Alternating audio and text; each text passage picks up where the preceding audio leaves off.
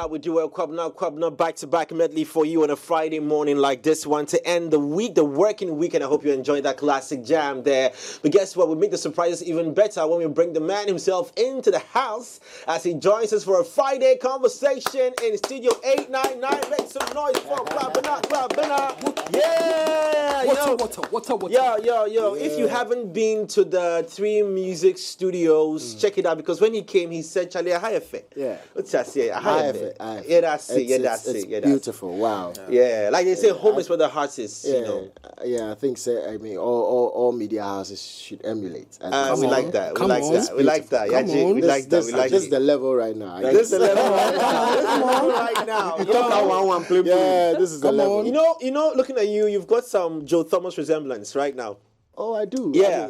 Ray-Bans, I get that. Bald, yeah.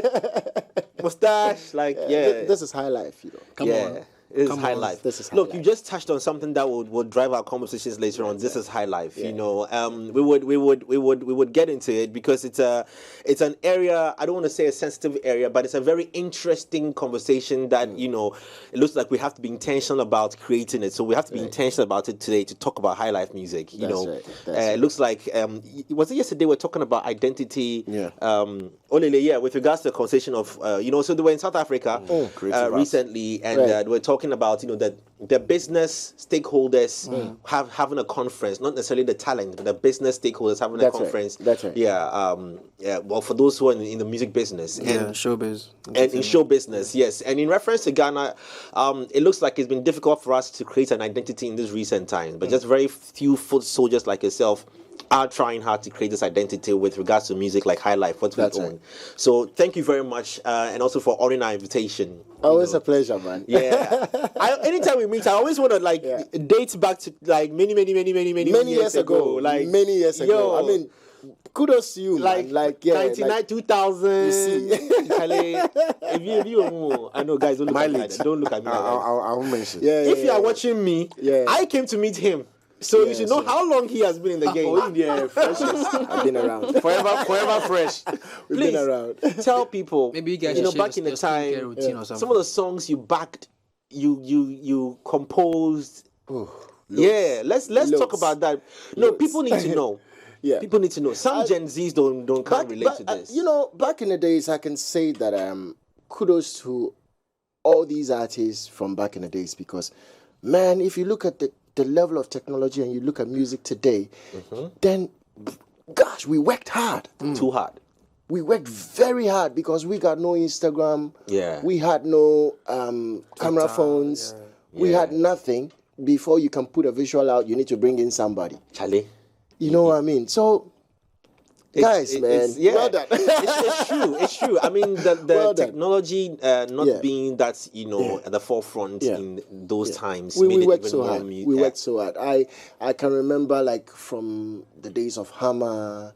What was one of the songs you were on? Please, I want you to highlight some of them.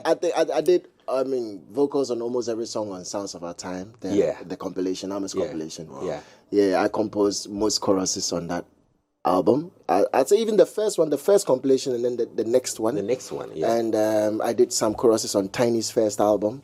That's Makola Kwakwe, the Makola Kwakwe album. Wow. I did, I did a couple of tracks also for Aras, A+, Robbie Debs. Right. Yeah.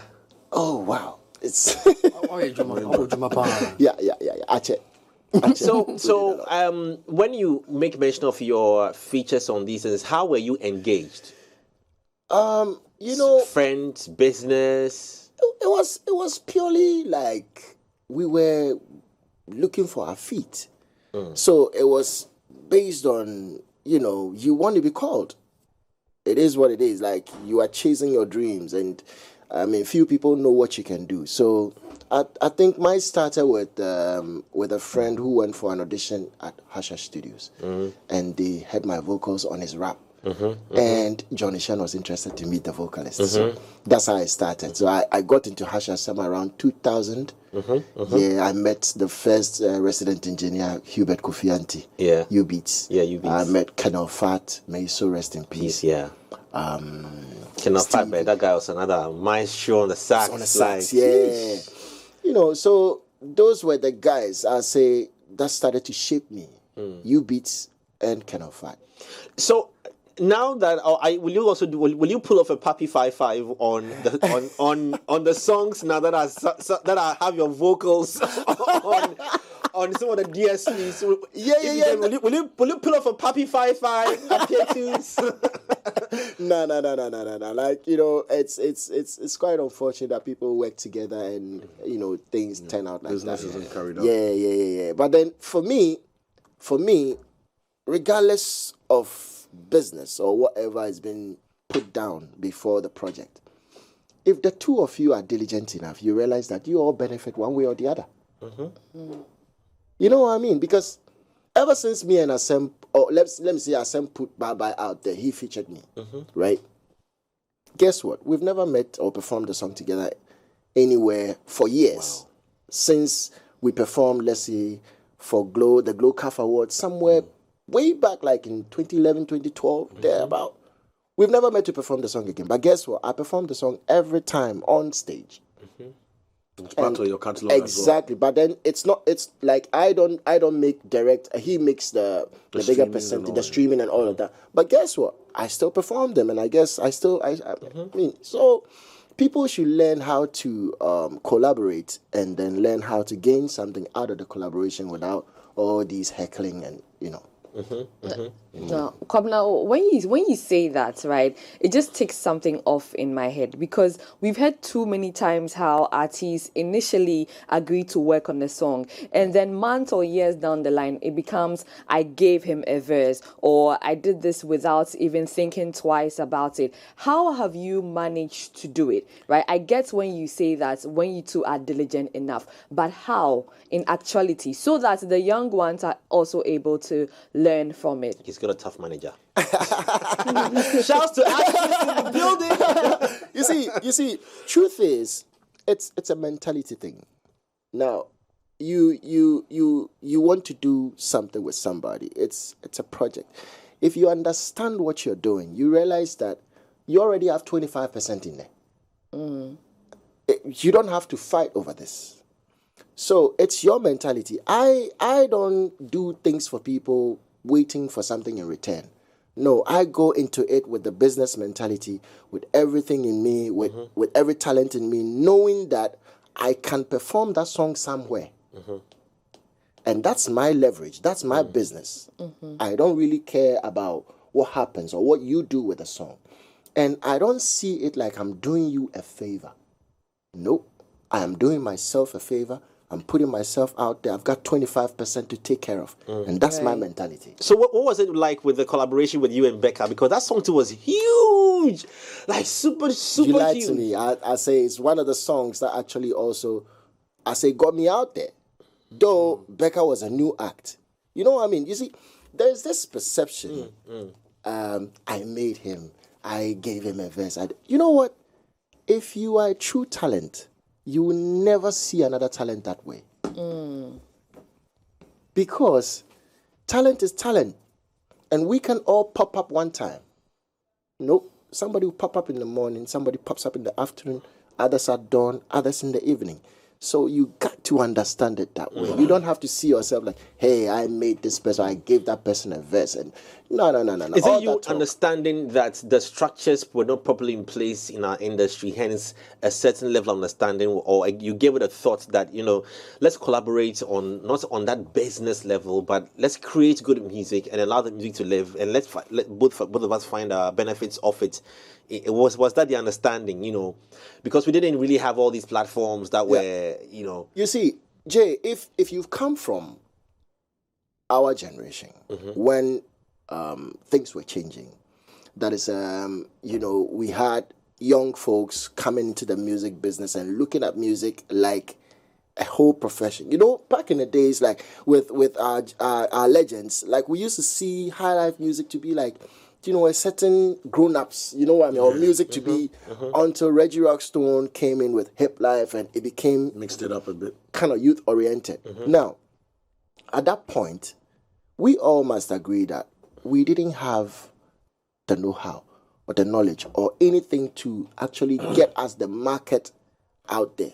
So yes, we are all inexperienced. We're trying to do things. So yes, we had to build the industry from there. So yes, that was the mentality. Because we came to Hash like about 20, 30 of us. Yeah. And then we'll be at Hash Studios and Hammer will be in there in the studio. He creates a beat, finishes, opens it so loud, open the doors, and then steps out. So whoever busts the beat right. So how did you get singled out? Because I want to say that I can now imagine. I know that picture very well. Like, there are plenty of people outside. Of us. Plenty. The beauty of it is there was just 3 of us who were singing. Oh. Myself, Diojo, and Mr. White. Oh, okay. Mr. White is, may he so rest in peace, yeah. Yeah, but Diojo, he did 5-5. Yeah, 5-5. Yeah. And Mr. White is Obidobe, Yeah. So it was just the 3 of us. So to sing choruses, it's gonna be either of us. Yeah. So that's how come we actually were always almost on every track, because you needed a singer on a track, like to make it commercial. Exactly, all of them were rapping. So yeah, has that come to you mentioned singing? Has that come to the understanding that look, because singing was needed back then, and now we're in an era where some people have actually come out boldly to say that rap is dying. You know, it's flipped around. Is it the case, like, or does it look like, look, we're going to get to a space where Africa, because Afrobeat is music, it's singing, it's not rap. Yes. You know, Afrobeat, I'll say, is another subordinate of Highlife music, just as hiplife is a subordinate. You know what I mean? And the music keeps evolving. You realize that we even got dancehall from Highlife music. If you listen to the style of music Stonebwoy does, you realize that the influence of Highlife is in there. But the moment he fuses in the dancehall, it becomes a new sound. Like it becomes something beautiful for you to actually, adhere to. So, yes, Highlife has always been our base. Yes, singing has always been the thing, because rap. How old is rap though? But does it look like we're going to get to a time where Africa would turn a blind eye on rap? Does it look like it with where things are going? We will never turn a blind eye, but there will be that moments of this takes prominence for a while and then that comes through. But then the truth of the matter is, Africans are melody makers. That's hard. That's the truth. It's in our culture, it's in our tradition. Yeah, it's in our genes, it's everywhere. You know, you don't hear your mama rap at home. You hear her sing while she's washing. Yeah. So that's what it is. That's hard, actually. Yeah, it is what it is. It hits home. It hits home. Because it makes me feel like, look, the longevity of an artist who sings is viable, or is more guaranteed than that of one who raps. Yeah, let me explain why. See, take a rap song and take a melody, right? And study both critically. You realize that emotions are more spewed in singing than in rap. You get few rap artists who can actually make you get their emotion, like somebody like Kendrick Lamar. Or Eminem. Or Eminem. You could feel, but then most rap, I would say, is kind of like has some percentage of being hilarious or saying things that can actually get people to, dance for a moment or freak out for a moment. Punchlines, metaphors. But for singing, you want to have your listener like listen to you almost every day. You want the listener to actually wake up in the morning and be like, oh, I want to listen to that song. You know what I mean? So that's the difference. Great. Now that I have you at this point, I know you might debate this with rhythm, but why haven't we been able to make Highlife? Since Highlife and Afrobeat are all melodies, why haven't we been able to position our melody Highlife music as one that, what makes the other melody? I don't want to use the word better.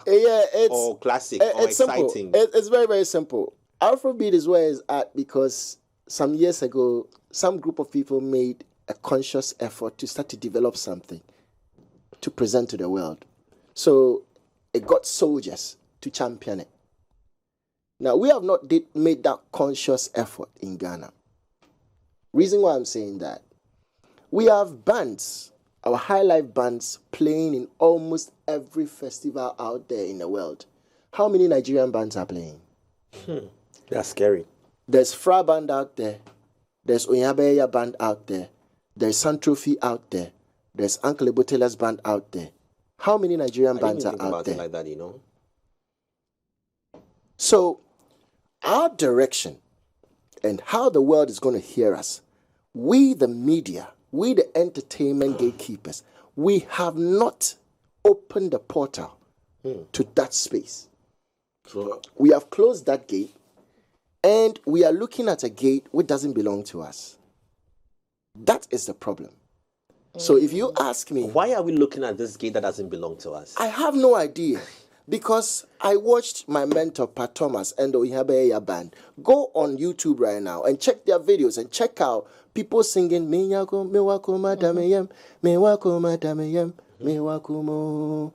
people singing.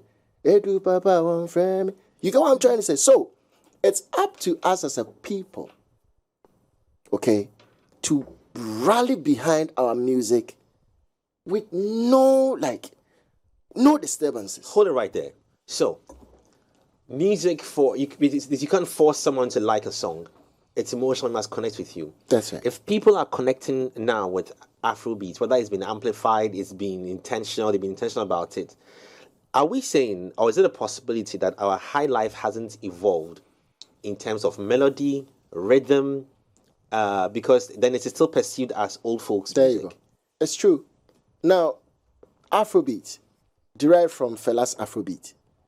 The Afrobeat Fela played, if you listen to Fela's rhythm and you listen to Burna Boy's rhythm, you see the roots in there, but you see that it's evolved. It's kind of like a little bit hippie. It's not like the Afrobeat Fela played. Now, if we make conscious effort in listening to our music and how it was done back in the days, we can be able to evolve it. A typical example is, should I mention? Yeah. Black Sherif. Yeah. We are labeling him as a hip hop artist, but I don't see him as a hip hop artist at all. If you listen to his music and everything he's done with his music, Yeah. how then did we label him a hip hop artist? What would you label him He's he's the new generation of Highlife musician. Wow. He's the 8th generation, I should say. If I want to put him there, we are the 7th. He's the beginning of the 8th. Because if you listen to his rhythm and you listen to the delivery and the vocals, nothing could have inspired that by Highlife music. I agree and disagree with you. I agree and agree. No, I agree in the fact that, like you said, we are people of melody. Yeah. On the melody that Black Sherif uses, it's purely Highlife. That's right. You and I know what is it.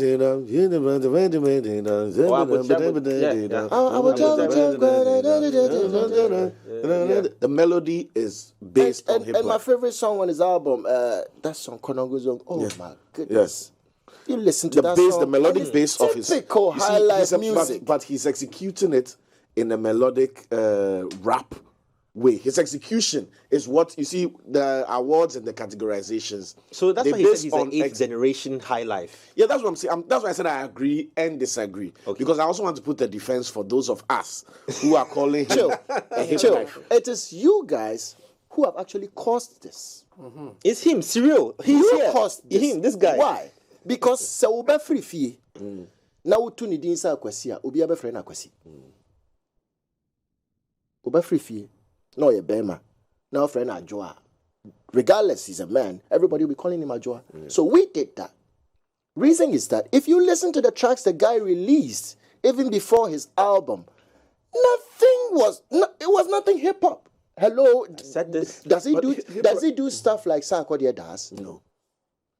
But you see, So why are we like him? Why are we saying it's a variation of hip hop? But why don't we say it's a variation of Highlife? that's what I'm saying. Let's listen to a song like Countryside. Yeah.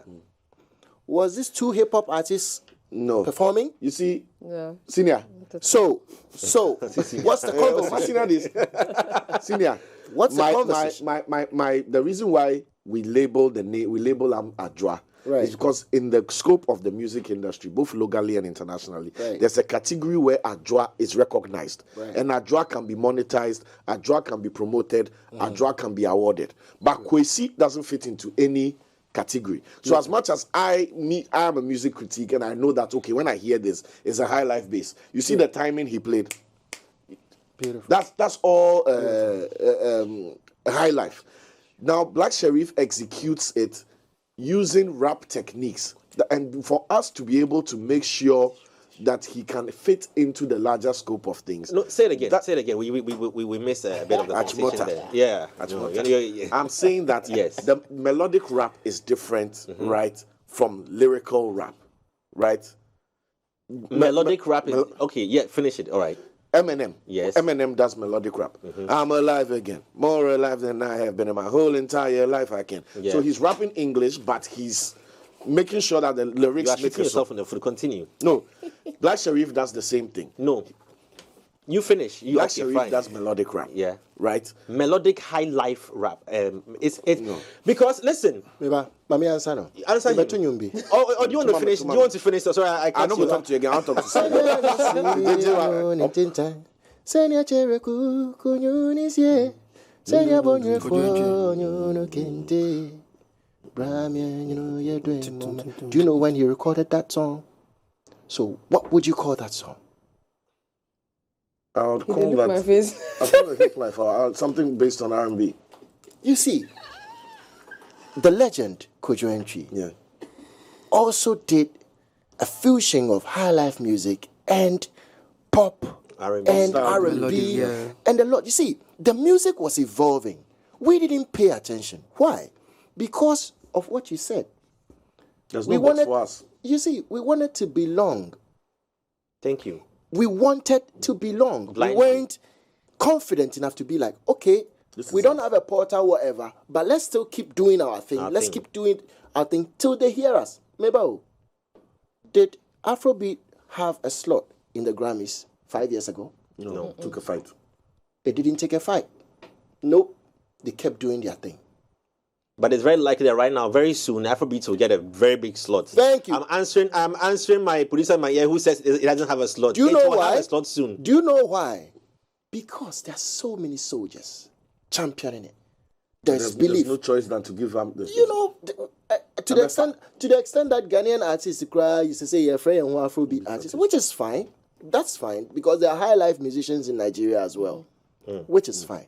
So if we are able to tell this high life story very well, don't you think the musicians who are high life musicians in Nigeria, the musicians who are high life musicians in Cote d'Ivoire, in Benin, they are high life musicians there as well. Yeah.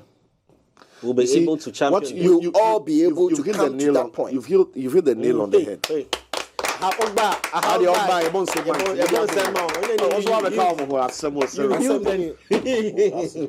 It's up to us. Senior, it's up to us. We've had this analysis. Yeah. When we had the hiplife was popping rain. Right. We switched up. Because there was no box for us to fit. Instead of holding our ground until everybody was repping hiplife, there was no choice. We switched it to GH rap. And the same thing we're doing for hiplife, dance or kakra. And and also because there was no box for us, so it's like, why do we keep like a chameleon? Like every time the color change around us, it's killing us. Right. Do you know why? The need has come for this industry to put together an academy. The need has come now. Now, it has to be an academy of music geniuses. People we all agree that they are good in terms of creating our music. Now, it has to be a constitution of old legends, new producers, great musicians that can actually give us a structure of our music. It's very important. Until then, we still will be behaving like chameleons. So then, what is the state of music right now?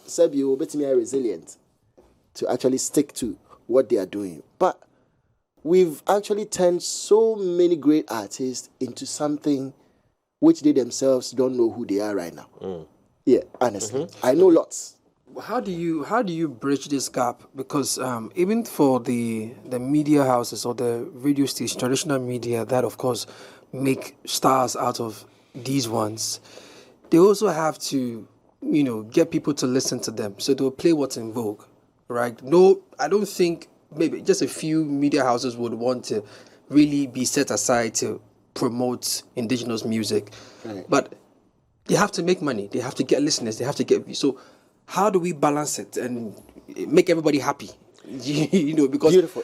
I can do your bidding, but I also need to pay my bills. I need to get people to listen Great. to me. That's why an academy is important. Academy does a lot. If you know what the Music Academy in America does, there's a whole lot in terms of shaping even up-and-coming artists, shaping the genre of music. If you go to, there are new artists doing country music. How is it? How does that happen?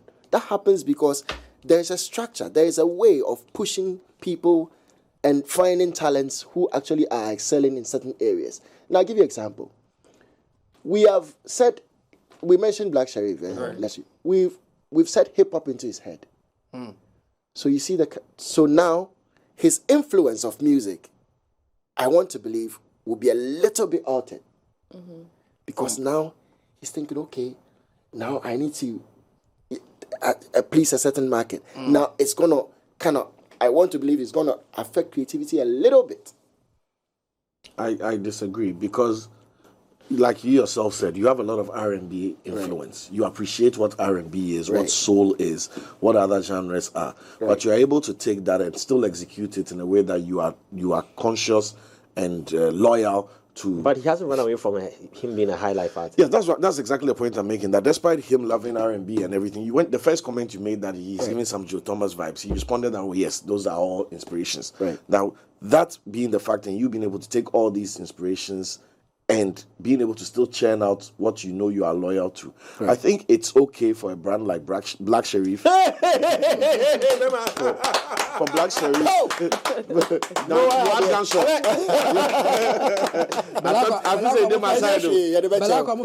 Blacko. I think a brand like Blacko can be put in that category for the reason that his delivery.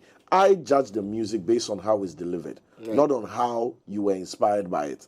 So that's what I was saying, that, yes, he might be inspired by the hiplife scene. He might have all those references, being Ghanaian and all that. That's right. But typically, Blacko's style of his whole brand is very hip-hop, and how he chooses to deliver the music as well. So even though we are saying hip-hop, I don't think it's necessarily going to force him to say that I have to be like a Sack, or I have to be like who else is a big hip hop, like a Manifest, or whoever else. He can still be himself with that Highlife influence, knowing that he's playing in a hip hop space, because that's what he's been doing consistently. But not to take the conversations off Kwabena Kwabena, onto Black Sherif, but I feel like he's saying that what we put in the people's minds, would go a long way to work in their subconscious. Because now I'm sitting back, based on what he said, I'm asking myself, if Ghana, we've already positioned KBKB as a Highlife artist, so we work with him. Look, so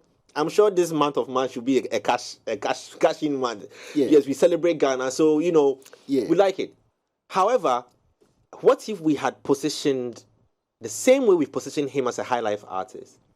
Maybe not only an Akwabwa, but a black Sherif. Yeah. Everybody else. Then you use. Now I'm looking at him differently. I'm like, okay, hold up, wait, wow, he's actually doing a good Highlife music. He's doing the 8th generation Highlife music. But you see, if you've not tracked, because the Highlife music, Eja Konimo and Dr. KJC, the first generation did. That's not the Highlife. Nana Jodako and Lidodu did. Yes. That's not the Highlife. Perfect. Of Ramponsa did. Yeah. So we actually seen the evolution of Highlife. It's been involved. Here's the case it's been where involved. Like, I agree with all that. Here's the case where we have not tracked any of this evolution. What we have tracked are pop, R&B, hip hop, and that's back to his conversation that the media has consciously tracked these. Again, to my conversation, Blacko for chop. If Blacko for chop, and the easiest box that he can fit is box A, so that his career can take off, he can get access to all the things to make him a success. With that, I agree with you. Then he has to be in box A. So Blacko, I also beg to differ. See, a musicologist will tell you that. Let me land. I beg you. A musicologist will tell you that if you analyze Black Sherif's rhyme structure and his melody, it will fit definitely into the timing that Big Bro said here. Perfectly. Right, perfectly. But if you look at an A&R, somebody who is looking to take that and sell a brand, they will tell you that let's put that in a hip-hop category. Because the function that Kwabena Kwabena mentioned earlier on about being in Hammer Studio and being a singer and being able to be that plug for the rappers and being a hip-hop conscious singer, is what Black Sherif is to the hip-hop scene. Now, Nate Dogg was a singer, but Nate Dogg was a hip-hop artist, right? There have been other singers who were R&B or soul artists that featured on hip-hop. So it's really about what you want to do with your brand, not necessarily about analyzing the musicology of it. You can analyze the musicology of anybody and get the core of their inspiration. Right. But I don't think it needs to be cast in stone that because you're a rapper and you are inspired by salsa, right? So you have to be a salsa artist. Right. I don't know if I agree with what you're saying to some extent. I'm cool with Black Sherif being a hip-hop guy.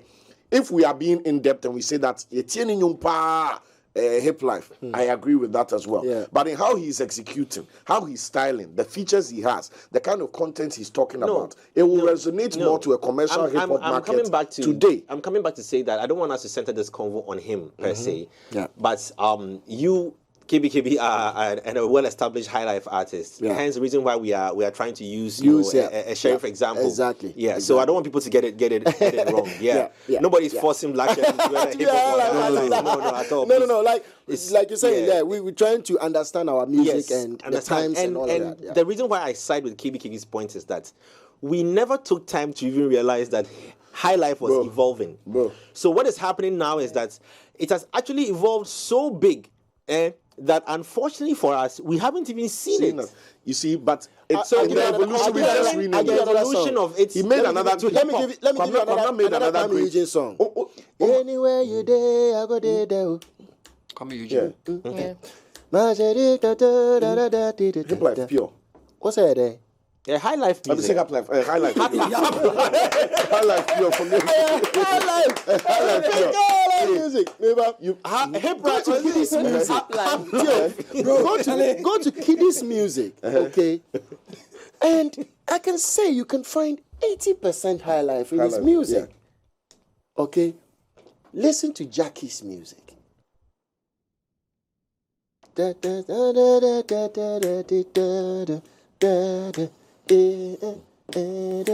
It's a new generation of Highlife music. I agree with all that. Senior, you know what I mean? The same point exists for even hip-hop and rap in itself. Yeah. If you go down to hip-hop, they'll tell you that it's dancehall, raga that started. Before we had the Drakes and all that, we had Informer and the KRS-One and all. It's all raga based. Now, if you go to Black Sherif's music, and just the last time I'm using this as an example, he's labeled there as a hip-hop, reggae, and Afrobeats artist. Reggae, right? We know the source of reggae, the whole migration, blah, blah. Let's not get into that. Afrobeats, like he said, has Hiplife, Highlife undertones. So if the moment that he's labeled as an Afrobeats artist, it means that some inspiration from what he creates has Highlife in there. But he chooses to express that Highlife in a hip-hop fashion. Right. So for me, it's just about two things. What inspires the creator, right? And what the creator decides to do with that inspiration. But wait, why are you choosing to acknowledge the rhythm which makes it hip-hop over the melody that makes it Highlife? That's the confusion. Because that's how genres are made up. The genre is not made by what inspired you. So the genre is made by what you churn out. So what it is now. So what it is then now is that it is up to us to consistently maintain the language that. No, it is up to us to consistently maintain the genres, listen, bro. Because I we can have use killed our the problem here to sew whatever. Suit. Yeah. See, but it is a kente fabric. You call it suit because yes, the one has created. And they can call it suit. If a foreign brand took the most African fabric, right, and took it to Europe and created a suit, they would say suit. They would never label it kente. They might say that the fabric is kente the same way they would say it's cotton or it's polyester. Yes, but guess what? But they would never label that. But guess what? Let me help you out. See, I didn't finish. Let me help you out. But guess what? Do you know that even the kente that you're mentioning is more influential a brand, okay, within our space than the term suit. That's yes, right. You know that? Yes, but what do we value more? Highlife music. Right. When you make that argument, and only few people might understand this. When you make the argument, Highlife music itself, it goes beyond rhythm. It embodies a lot of things. It is a certain language. There's a certain melody. There's a certain. It's the 360 thing. Yeah. It's not only the. It's a whole culture. You understand? It's a whole culture. Yeah. I know my producer keeps saying hip hop too the same, but you see the thing is that it's up to us to create the narrative. It's up to us to use leaders of the new school now, like Black Sherif. It's up. Let me speak. I am agreeing with you. I'm just correcting you on one item. Let me speak against the brand that I sit on, for example. It's up to us. 3 Music, 3 FM. I am Adum TV, Joy News, Mr. Fori, City, Mr. Fori. It's up to us to deliberately start examples saying that we want to categorize. We want to play a if we do that in Highlife songs today. If we do that in a void, certain because if we don't do that, you are missing a point. We will not. And you are at step 2. I want to direct your attention to step 1. I know you are saying that. Hear me out. Step 1 is what Kwabena Kwabena said. You see, step 1 now, if we don't I feel that what you guys what we have done, no, has caused. Let me give you an example of its effects. If you go on Trace right now, they call something Trace Jama. Jama, yeah. Who gave that name? That's in the market. Who approved? No, maybe who? Obia Baufie. Anytime I see that thing pop up on my TV, I watch and I ask myself, so who did this? Trace Jama. It has to be Trace Highlife. They say Trace Jama before they come and say, we are Ghanaian music. What kind of contradiction, what kind of confusion is that? And what is Jama? Again, you've said Jama is the song we sang in schools when we were doing inter-colleges and all of that. So we couldn't say Trace Highlife. We couldn't say that.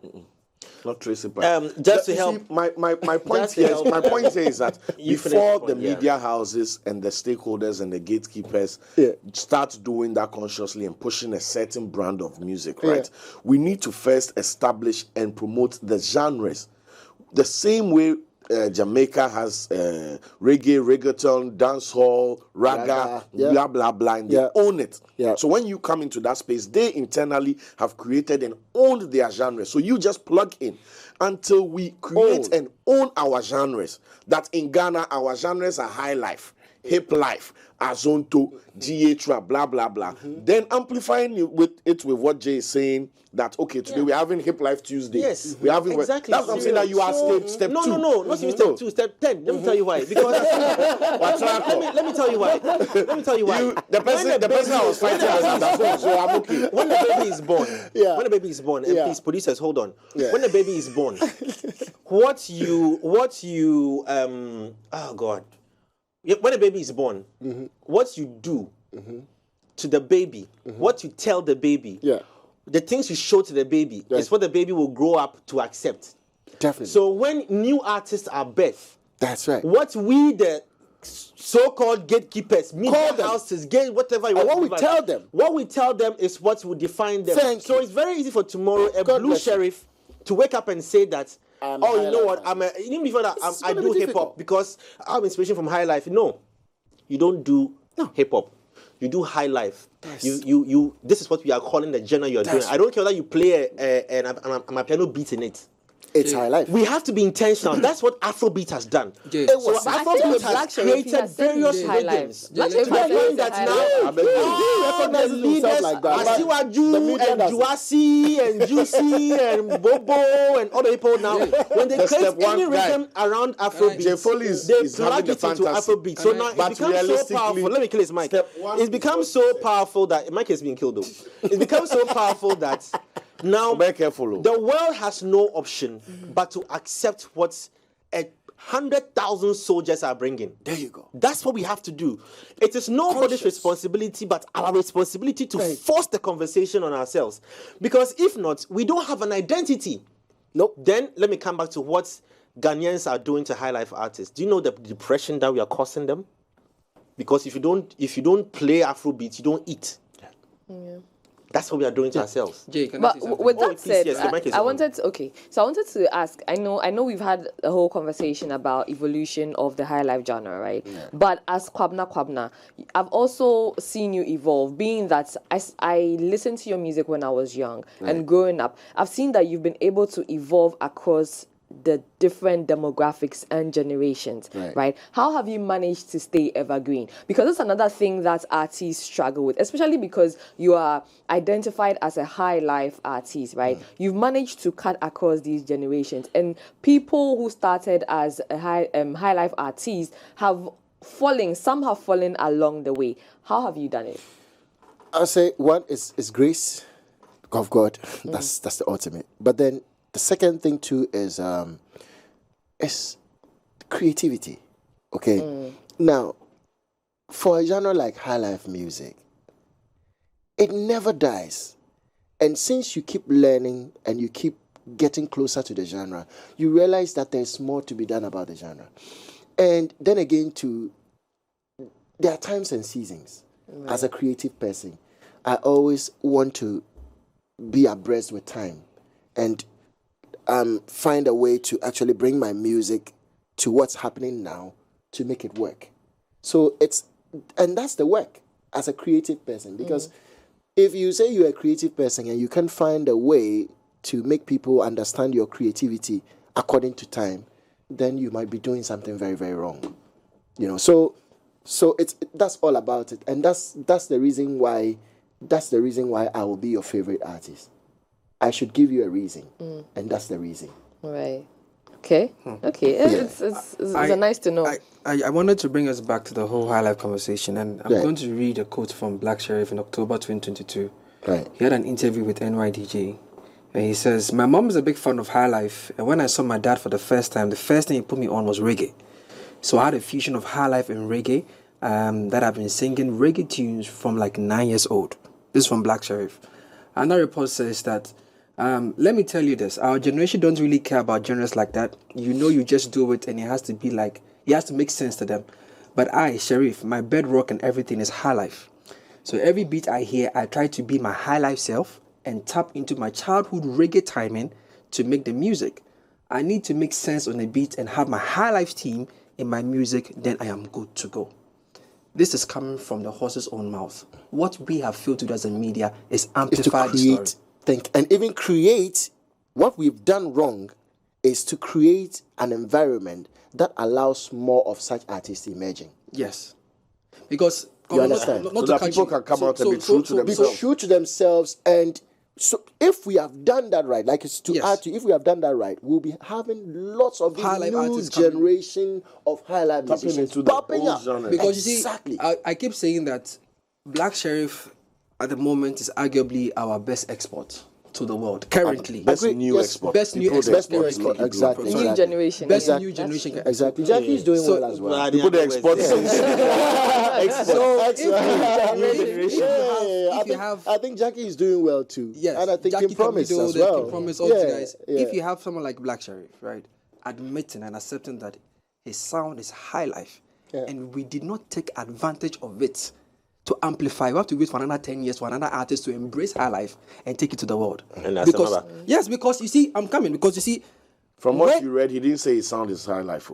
No, he said his inspiration. So in No, making his he music, said- he taps I read- into I his read- high I read life 2 quotes. and his reggae Wait, time. wait, No, Relax. I read that's the 2 first one. The quotes. bass. I There's read another 2 one quotes. that he says on, the move on. bass I read of 2 it. quotes. He says whatever he does. This he man needs to loves put- hip hop a lot. You get what I'm saying? Because you see, we've always had. Real recognize real. From Yeah, the days. I feel you. From the days of Kojo and Chu, Kwabena and that of Kwabena Kwabena, Yeah. we've not really had an artist who has come out to say, I'm doing Highlife music. Yeah. So now, we have forced Black Sherif to be a part of the Afrobeat conversation. Even Burna Boy does not even call his sound Afrobeat. He calls his sound Afrofusion. Fusion, yeah. Do you get what I'm saying? And that is what he wants the media to talk about when they're talking about his music. Please, so you why is have that as Ghanaians we cannot?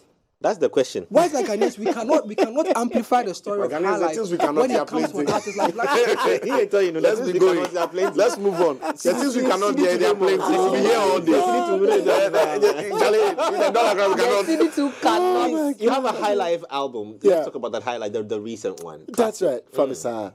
Yeah, Famisa, I'll say it's matter of fact, let me say hello to Mr. Kwame Oboa. Yeah, wherever you are, man. Thanks. I'll say he's the last bridge we've got. Kwame Oboa is the last bridge we got, because I can say myself and him, I say we are the link between the old and the new. But in the studio, musically, with the rudiments of Highlife, that guy has got it all. Yeah. Like, please just educate Mr. us. Yabo Kwame, I mean, like the Odon song, also the Amponsan, I mean, what have you. Okay. Now, we started to do the brand new Highlife music for the next generation from my 5th album. No, from my 5th album before the 6th one. We started with Ashese. If you go to that album, my Ashese album, and you listen to that album critically, you'll be listening to Highlife music, but you can feel a lot of R&B, a lot of pop, and a lot of like country music. It's a whole fusion. Reason why we decided to do that is because the world is changing, and world beat is becoming the center stage. That's why you say Burna Boy says his music is not Afrobeat. I can understand why he's saying that, because he realized that the world is open for rhythm, and once you play in a good melody and it kind of moves people will dance. So that's how we're thinking for Highlife music, myself and Kwame Oboa. Now, Famisa and Ashese is that template. Because if you listen to the song Famisa itself, if we can play the song Famisa, you hear a little crank in it, you hear some hip-hop drops, you hear some R&B feels, but then you could still hear the guitar.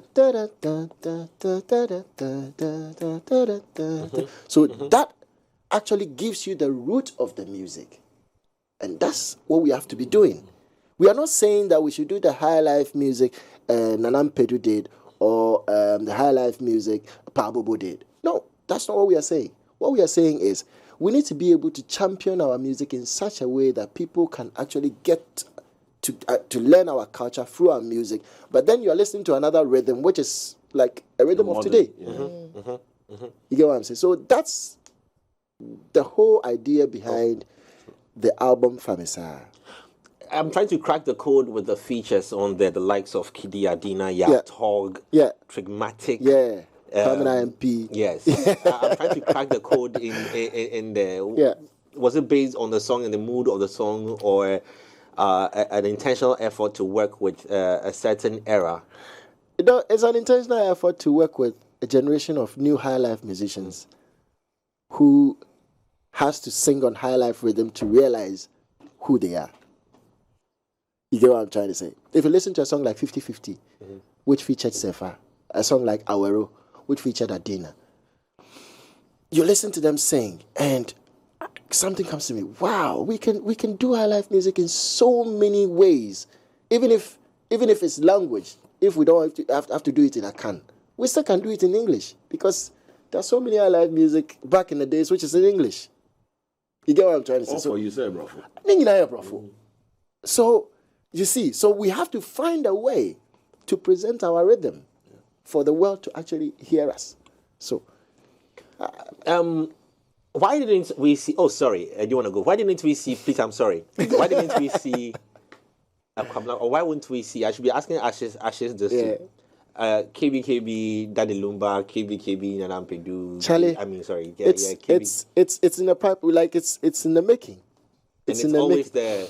Is it because we are still connecting to pam pam pam pam pam pam? Yeah. Pam, You know, let me tell you something.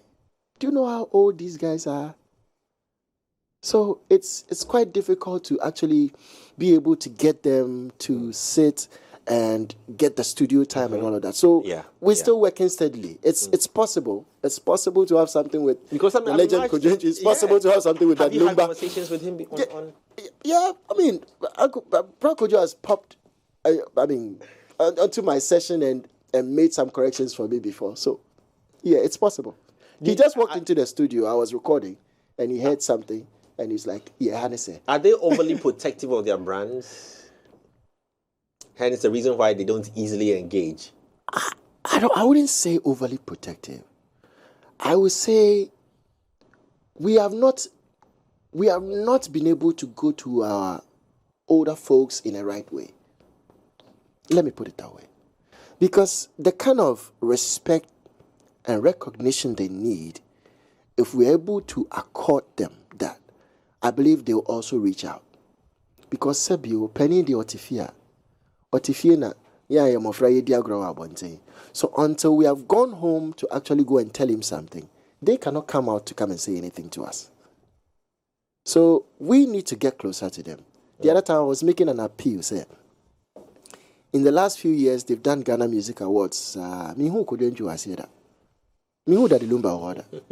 Me who Amachi did order? And yes, we've not given them that kind of respect and recognition. I want to believe so.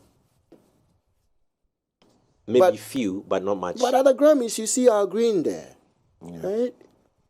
You see them, Smokey Robinson. You see them there. So it's one of the things we need to do consciously. But people have actually said that sometimes they are a bit difficult to deal with. I mean, the perception of that Lumba is if you call him for a show and you don't take care, your money will be refunded to you. That's the perception. You see, we are people. We like to destroy people's character. That I know for sure. Me, I've been at the receiving end. You were saying you call him anymore. There are ways. If you really want them at the shows, they will be there. There is a way. Don't you think so? I do believe. Yep. So if you're able to go through the right channel, do the right thing. I'll give you an example. Somebody like my music director, Kwame Abua. There's a school of thought that, you're difficult, or so. But I've worked with him for over 10 years. I can say he's the easiest guy to work with. You've developed friendship? Friendship, he still maintains his professionalism. Professionalism is this high. I can't even be late for a minute. When I'm late, then the session will cancel the next day. Yeah, and that's how Kwame works. So if you want to work with him, be on time. There you go. I'm so sorry. I'm so look. I've killed my own mic. Please, please. Because we're talking about the album, right? Yeah. I remember you had a conversation here with Ms. G where you spoke about a gospel album that you wanted to release. The 7th album. Do we have the privilege of knowing when that is going to come? Yeah. And if you'd also go into telling us some people who are on it. I mean, if you don't want to, that's fine. But yeah, we'd love to hear that. Matter of fact, that album is for 2024. Okay, fingers crossed. Yeah, working on that album. Yes, it's a full gospel album. My 7th album, full gospel album. Yeah. Have you had thoughts of doing features with Nigerian Afrobeat, Afrofusion, for an Afrofusion? Yeah, I have not thought of that, but when the opportunity arises and I have a track which I think any of the acts fits into it, I will. But then musically, when I listen to them, I can't tell who is who. They all kind of sound the same. I can't tell who is Ruga, I can't tell who is Joe Boy, I can't tell who is Fireboy, I can't tell who is... they all sound the same. The shade. No. But it's true, it's actually true. To an extent, I can agree even with me. But we That's have what to I'm we have to saying. show him Yeah. who But that's sang what I'm as saying. Shiwaju. Yeah. Yeah, so Yeah. So the first person. so for me, Thank you. for me, and how I see music and how I see creativity, there are artists in Nigeria I'd like to work with. Yeah, someone like Brimo. Yeah. Come now, you work Yeah. with Solid. You work. Well, I don't know if I should call him an artist, but you. And did I some- already did something with Basketmouth. Basketmouth and with Cavemen as well. Yes, yes. I am on their new album as well. So I wanted to find out from you, the working with Basketmouth. I mean, most of us know him to be a comedian, stand-up comedian, but that album is a fantastic album. You've already done Ghana Jollof with him. yeah. which And was I did a useful. Traveler too. Traveler too with yeah, him. with Cavemen. Yes. Talk to me about that project with Basketmouth and what was the artistic direction for that album from a Ghanaian? Obviously, he has granted interviews, but for you, what was the experience like? I'd say it's so beautiful, and if we're able to structure our things musically in Ghana, there's a big market that awaits us. Because there's that market out there in Nigeria as well who incline to great music and well-structured music. And that's how come Basket reached out to get me on the album. Matter of fact, it was a great experience, I should say. And I learned a lot. And it gave me confidence in Highlife music. Because when we were in studio, I had done a couple of verses. I sang the verse and about 90% of it was in English. And Basket called me and said, "Oh boy, we called you because of Highlife. We want to hear the tree." So he made me scrap almost everything I've done in English. And I recomposed everything back in tree. Wow. Yeah. Authentic. Yeah. Wow. So after that feature, I think a couple of months I was there and he reached out again. It's like, "Oh, Cavemen are doing their new album. They want you on the track." So I sent the track through. So we did a track. I hope it's released soon for Ghanaians to actually feel it. Wow. We and I await. sang out and out in tree, Highlife, Wow. period. Okay, I've got this long read here. Let me put it out quick. It's in reference to our conversation about the hip hop thing.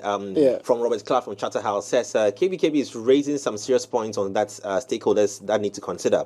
It says, let's look at hip hop. The very first version of hip hop is not the same as the present day of hip hop, and it's evolved. However, the name hip hop still Still stands. Stands, yeah, remains. Today we have several subgenres but are also regarded as hip hop, jazz, rap, gangster rap, drill, rap, trap, etc. It says, couldn't that have been the story of Highlife? Couldn't hip life be a subgenre of Highlife?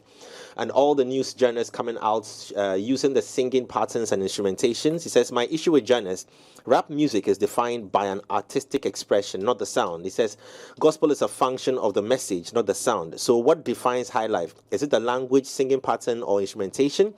He says, when the Western world couldn't define some popular songs, they call it pop music, which is a short form of popular music. They also call some songs world music, and now, based on their limited knowledge, they are calling all pop sounds from Africa Afrobeats. Question is, will we accept the name they are calling our songs, or will we tell them the name they should call our songs? This will not be an easy job because the harm has already been caused, but we certainly can't leave it to go that way forever. It says, man's first job, almost done, says, man's first job is naming as demonstrated in the Garden of Eden in the Bible. All animals were named by him. Let's take ownership of our identity by naming what we do. Again, should we listen to KBKB? Maybe a music academy created should be responsible for music classification, monitoring and evolution of new sound, and preservation of the music culture.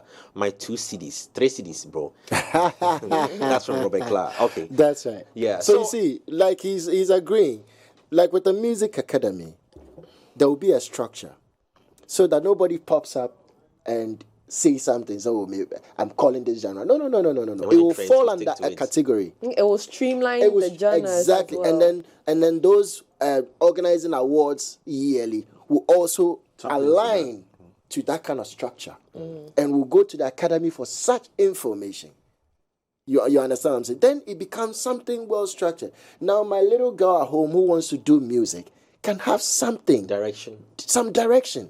You get what I'm trying to say? Because honestly, I'm watching my daughter and I'm being very careful with the kind of music I'm playing and how I'm shaping her up.